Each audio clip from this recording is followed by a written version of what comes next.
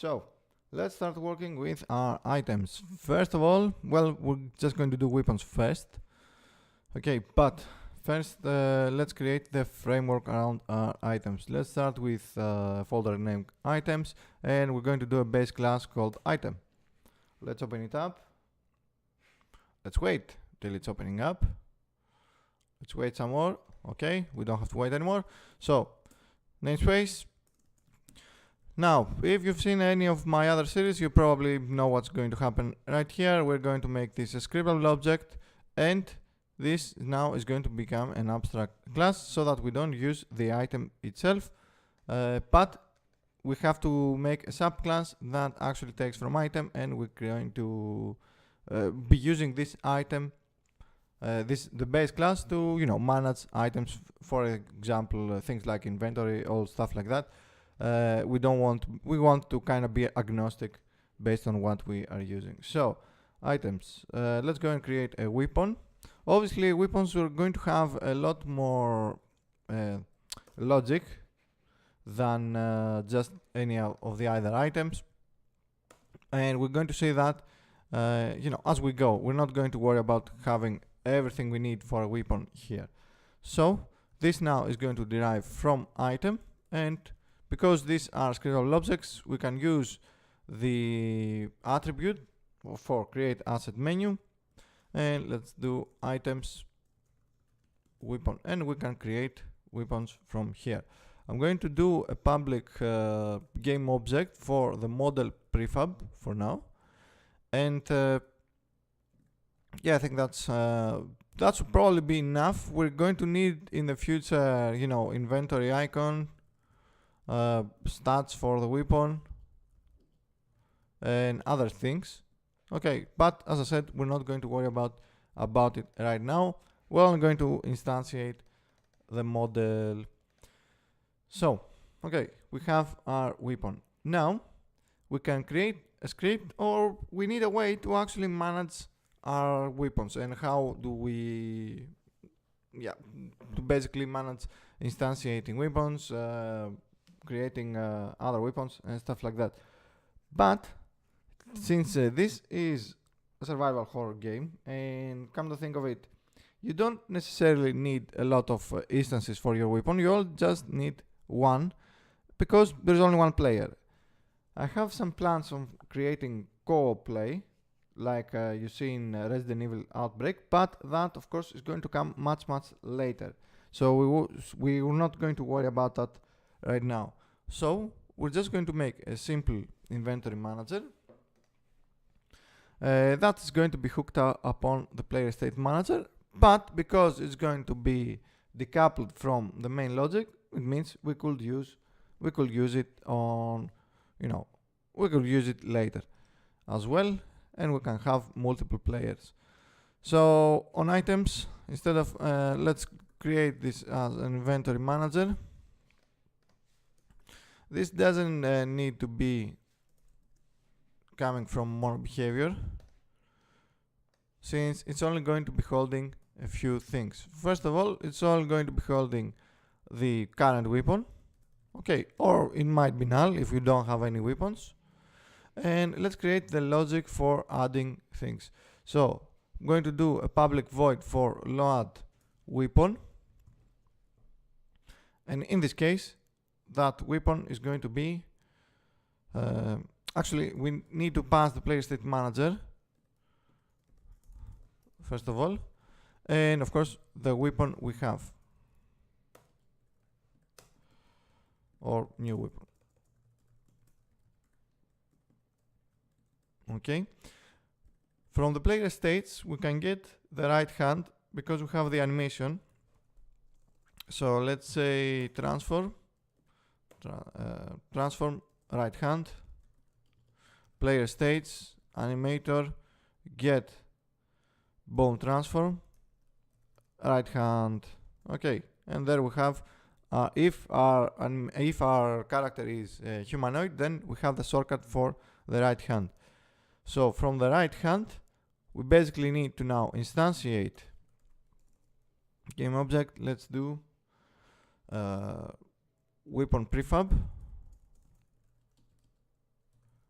target weapon dot model prefab, and this will be an instantiation.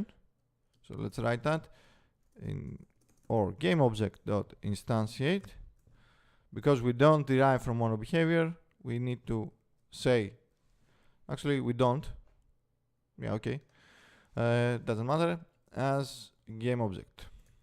Okay, and we have our weapon prefab. Then all we have to do is parent or set parent as the right hand and set this to local position 0 and weapon prefab local rotation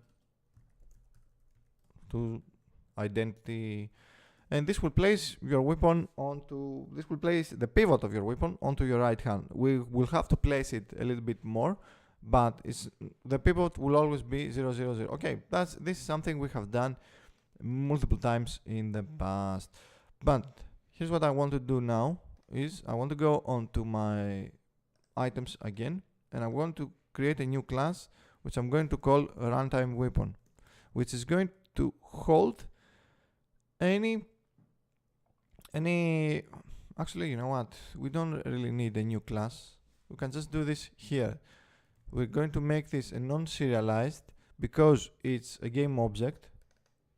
Okay, because yeah, it's a scriptable object. We don't really need to serialize a game object that we're going to be creating. So we can do a public game object, a runtime model. Okay, here's what we can do now.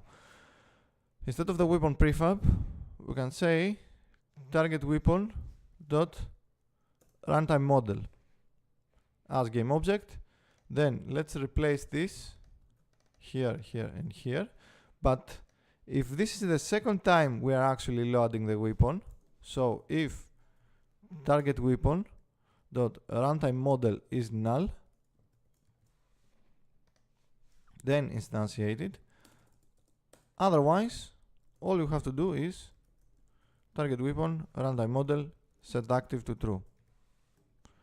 Okay, so if this the first time we are loading the weapon, it's basically just going to create it and place it. If it's the second time, then it's simply going to enable it.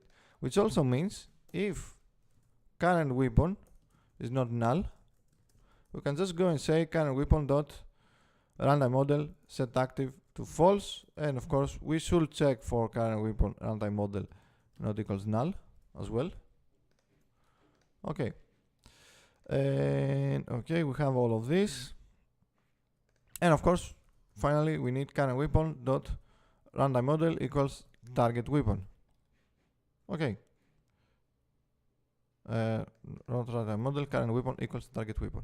So this will quote unquote unload the current weapon we have, if we have any, and load a new one. We will also have different animators onto weapons and stuff like that. For example, the knife will have different logic than you know, any firearm, or you might have grenade launchers or whatever you want to add. So we'll do that later. We'll worry about that later. Okay, so this will be our inventory manager. We have a load weapon, and I want to make this as system.serializable, so that I can access it from the inspector. Then I'm going to go on my player state manager. I'm going to collapse everything, or not collapse everything, okay. We can go under references and do a public inventory manager. Okay, on init, I will rather do an initialization as well. So I'm going to go over here and do public void. Actually, what I want to do is, if target weapon is null, simply return. But I'm going to paste this in here so I can reuse the same logic for unarming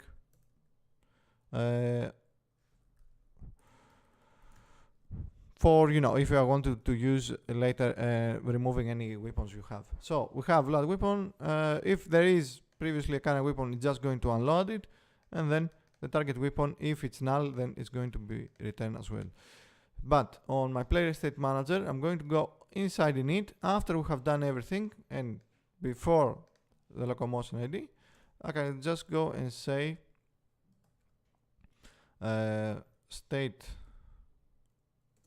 inventory manager, load weapon, inventory manager,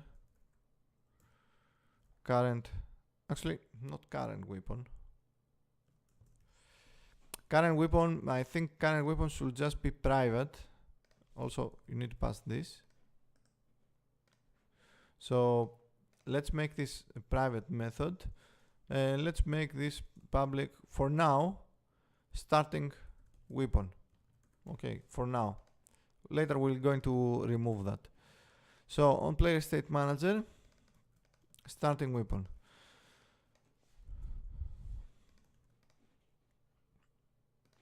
Minimize all that. We need to go and create a few things right now inside inspector. We're going to go under art. Actually, let's go and create a new folder which is going to be called data. Let's create another folder for items, then weapons, and in here I'm going to go items weapon, and I know it's a 911. So I have a model prefab which is in here. Let's see if it needs some setup. It does need some setup. It needs a material as well, and here we go. Actually, yeah, this model is not really optimized for what I want to do, but okay, you know, it's 2019, so we can yeah, we can get away with a few things. So that's it. I think scale might be off. We're going to see it onto our model for now, but yeah, for now we don't really care. So I'm going to make this 911 pivot, and this will always be 000 onto your right hand, and we can move this around, scale it, and do whatever we want onto that. Also, because we said that, we need to go onto our player, not onto player, into our inventory manager, and also set the scale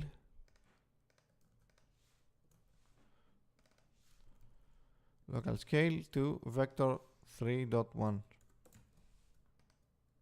Okay, minimize that. Now let's go and create that as a prefab, and we're going to do it on the same weapons over here. Of course, you can create a subfolder for 911, for 1911, not 911. You know what? Let's take the entire thing and just move it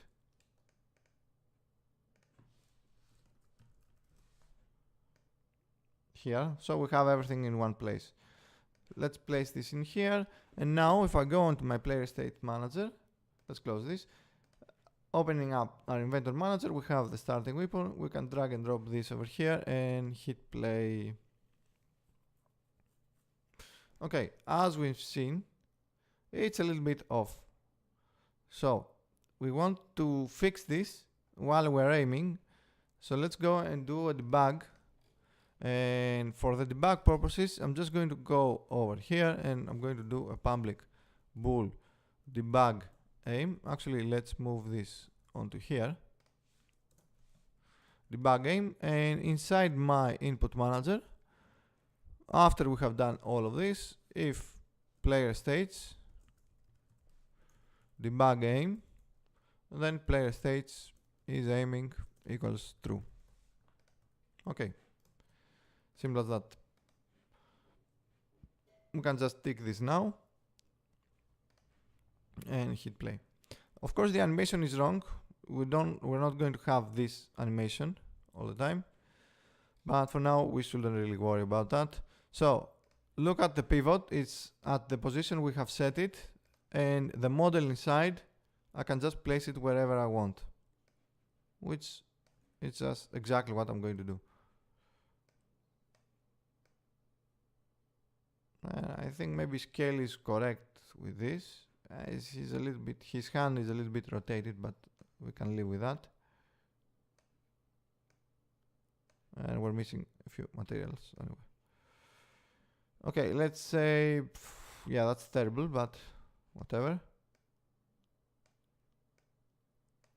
I think maybe this should be looking a little bit down. Well, okay, as you can guess, this is obviously an artistic choice. You can do whatever you want with this. Let's say something like that, something like that. We're going to fix all of this either via the animation or via a key, so I don't really care, to be honest. And I think a key will be the way to go.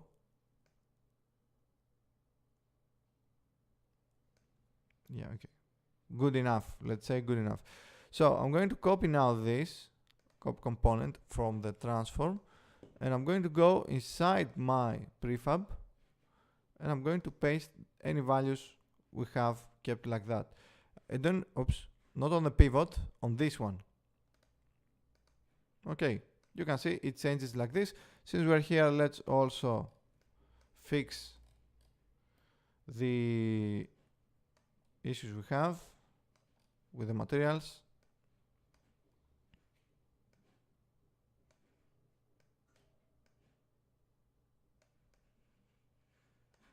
Perfect. Let's go back. Okay, and click play now. And we should have, and we do have, our weapon right onto our hands. Okay, we'll fix that, the other stuff on the animation later. So let's say now we had a knife or something else onto your weapon. Or you know what? Let's create another animator controller, or let's see how we can do this. So there's two ways we can do this. Actually, what's this? Yeah, that's the old one. We don't care. So there's two ways we can do this, and we can either use override controllers, which yeah, that wouldn't be really that bad of an idea, or we can just use multiple layers. So let's do weapon layer, and here's what I'm going to do. I'm going to tick the gear, and I'm going to set blending to additive, and actually not additive, override, and I'm going to sync the source will be the base layer. Okay, we can also tick so they have the same timing. We will need IK pass. We will also need IK pass on the first one. So on this one, we're not going to be having the weight at 0 or 1. So let's see one thing. Actually, let me think. So I'm going to remove aiming entirely. I'm going to just keep locomotion. Actually, no, we shouldn't do that. I'm going to keep on the base layer. I'm going to go inside aiming, and I'm going to remove these two. I'm going to set this to idle. I'm going to set this to walk, and I'm going to set this as well to walk. This is on the base layer, so even aiming and locomotion is still going to be the same thing for now. Then on the weapon layer, I'm going to go inside aiming.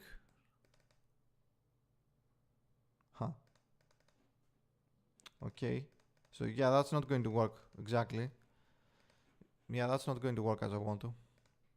So screw this. So yeah, ignore what I said.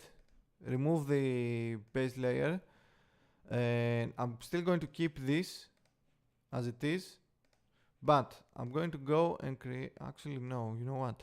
Since override layers are only going to be not override layers, override controllers are based on animations or animation names. So what I mean by that is we wouldn't know if this animation is from the locomotion animation or it's from the aiming blend tree.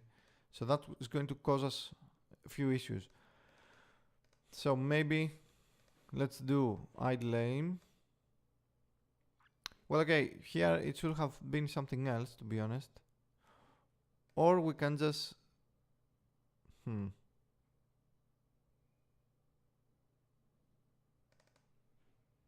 yeah, okay, let's keep it like this. Let's keep it like this. Let's put out the walk forward, idle aim, walk forward. Let me think.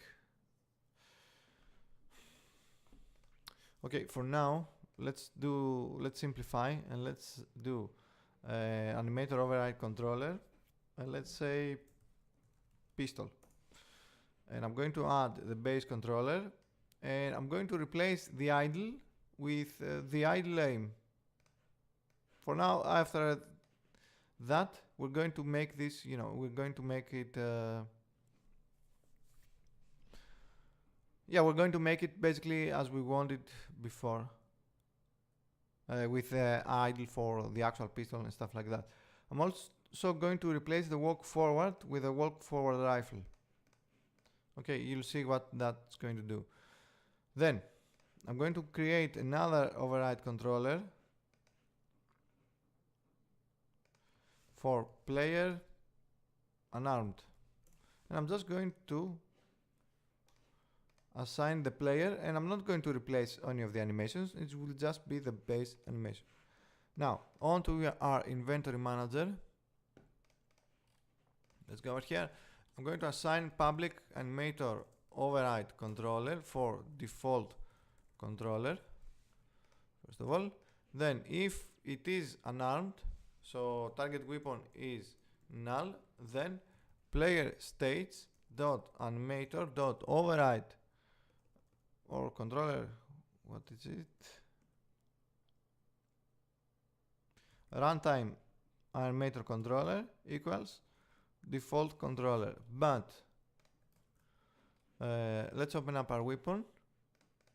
Let's say public animator or animator override controller, anim override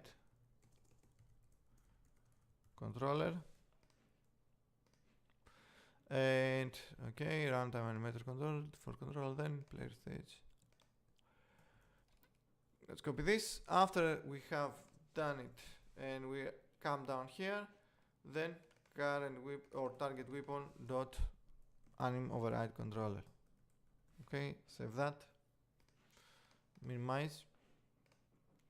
Let's delete this pivot, we don't really care for this one. And we have the player state manager, we have our default animator controller, which is going to be player unarmed. On the pistol, then we're going to go and assign the pistol. Here's what now. I'm going to untick the debug aim and I'm going to hit play. You will see that I'm now in the idle pose for the weapon without even aiming, and I can move normally. Okay, so imagine here we will have a different animation for the pistol, for the idle, which we will do in a bit. Maybe I'll do a video with how to edit animations. So when I'm aiming, you're not going to see anything, but right now I'm actually aiming, and you can see it from here actually. Okay, you can see that I'm aiming and it doesn't change. But let's say I remove my starting weapon, which is going to keep him as an unarmed weapon. You can see that it now uses different animations. So we now have the framework to actually replace the animations depending on the weapon we have, and also we can replace the mechanics we have for this. So when we have melee and stuff like that, we can do all these things. Okay, so for now I think I'm content with this for this part, and on the next part we're going to start working a little bit with our aiming, just to modernize a few things here and there. So as always, you know what to do: like, subscribe, and if you like to see more stuff like this, of course consider supporting me on Patreon so we can keep making a lot more of these. I'll see you next time.